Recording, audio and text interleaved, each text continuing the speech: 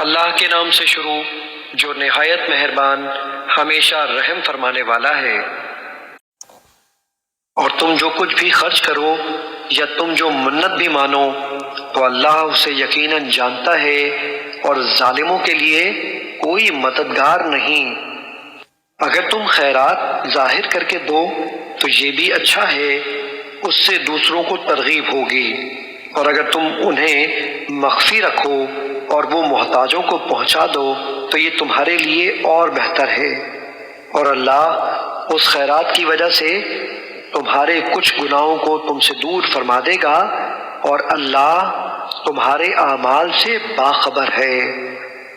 ان کا ہدایت یافتہ ہو جانا آپ کے ذمہ نہیں، بلکہ اللہ ہی جسے چاہتا ہے ہدایت سے نوازتا ہے۔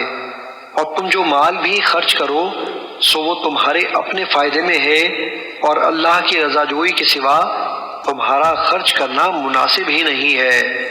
اور تم جو مال بھی خرچ کرو گے اس کا اجر تمہیں پورا پورا دیا جائے گا، اور تم پر کوئی ظلم نہیں کیا جائے گا۔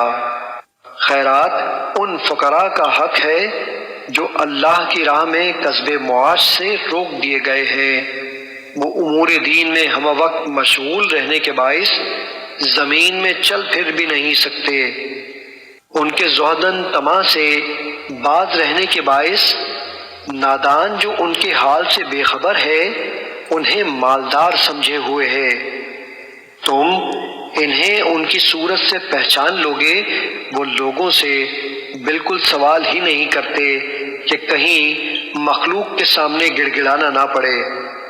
اور تم جو مال بھی خرچ کرو تو بے شک اللہ اسے خوب جانتا ہے۔